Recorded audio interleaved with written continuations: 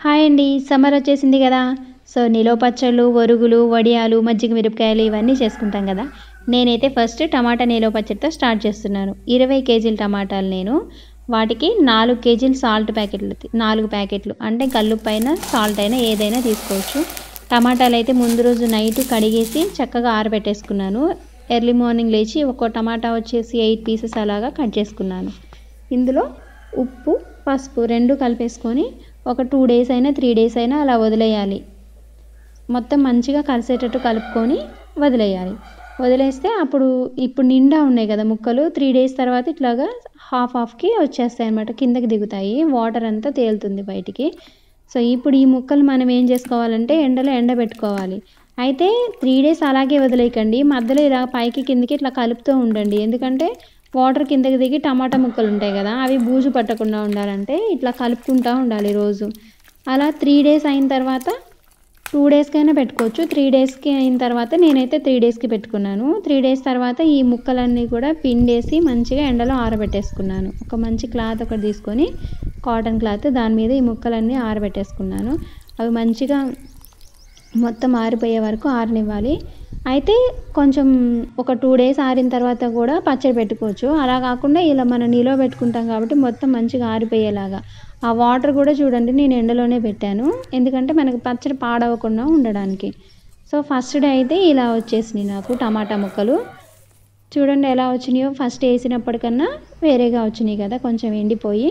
ఇప్పుడు నేను ఇందులోకైతే 5 కేజీలు చింతపండు తీసుకుంటున్నాను. ఈ చింతపండుని ఈ టమాటా వాటర్ ఉంది కదా, ఆ వాటర్లో వేసేసి మంచిగా చింతపండు అంతా మునిగేలాగా ఇట్లా నొక్కేసుకుంటే అప్పుడు అది మొత్తం మెత్తగా అయిపోతుంది. ఎందుకంటే మనం మిక్సీ పట్టుకున్నా, గ్రైండర్లో వేసుకున్నా కూడా చింతపండు అట్లా డైరెక్ట్గా పట్టలేం కదా. ఇలా వేసుకుంటే మనకి చింతపండు మంచిగా మెత్తగా నలిగిపోతుంది. ఆ వాటర్లో కొంచెం మెత్తబడుతుంది కదా చింతపండు.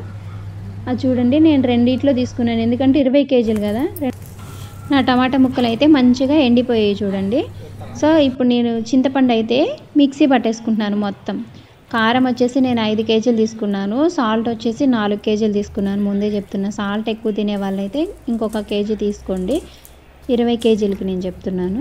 సో, ఆ చింతపండు మొత్తం గుజ్జు, కారం మొత్తం వేసేసి కలిపేసుకుంటున్నాను. అయితే టమాటా ముక్కలు బాగా ఎండిపోయినాయి కదా, మనం కావాలంటే సగం మిక్సీ పట్టుకొని సగం మామూలుగా ఉంచి కలుపుకోవచ్చు. నేనైతే మిక్సీ పట్టలేదు. అలా ముక్కలు కింద ఉంటేనే ఇష్టం. అంటే కొంతమందికి ముక్కలు తగిలితే ఇష్టం ఉండదు కదా, వాళ్ళు మిక్సీ పట్టుకోవచ్చు. మాకు ముక్కలు తగిలితే నచ్చుతుంది కాబట్టి నేనైతే మిక్సీ పట్టకుండా డైరెక్ట్గా అట్లా కలిపేసుకుంటున్నాను. ఆవాలు, మెంతులు, జీలకర్ర అవి కొంచెం వేయించాలి, పచ్చివి కాదు, కొంచెం వేయించి అవి పొడి చేసుకొని ఆ పొడి కూడా ఇందులో నేను కలిపేసుకుంటున్నాను. అయితే కొంచెం చింతపండు గుజ్జు ఉంచుకున్నాను నేను. ఎందుకంటే ఈ పొడి వేసిన తర్వాత కొంచెం అదంతా మంచిగా కలవాలి కదా, అందుకని గట్టిగా లేకుండా మంచిగా కలవడం కోసం కొంచెం చింతపండు గుజ్జు ఉంచుకొని అది పైన వేసేసి కలుపుకుంటున్నాను. లేదా మనం డైరెక్ట్గా కూడా కలిపేసుకోవచ్చు, నో ప్రాబ్లం. సో, ఇదంతా కలిపేసుకొని మనం ఎల్లుల్లిపాయలు ఉంటాయి కదా, అవి ఇందులో డైరెక్ట్గా వేసుకోవచ్చు. లేదంటే మనం పోపు పెట్టుకునేటప్పుడు కూడా వేసుకోవచ్చు. ఆయిల్ అయితే అసలు వేయకండి, ఎందుకంటే ఆ నూనె వాసన రాకుండా. ఎప్పుడు కావాలంటే అప్పుడు తీసి పోపు పెట్టుకొని కొంచెం కొంచెం తినండి. నేనైతే కలిపేసి ముద్ద తింటున్నాను, నోరు ఊరిపోతుంది.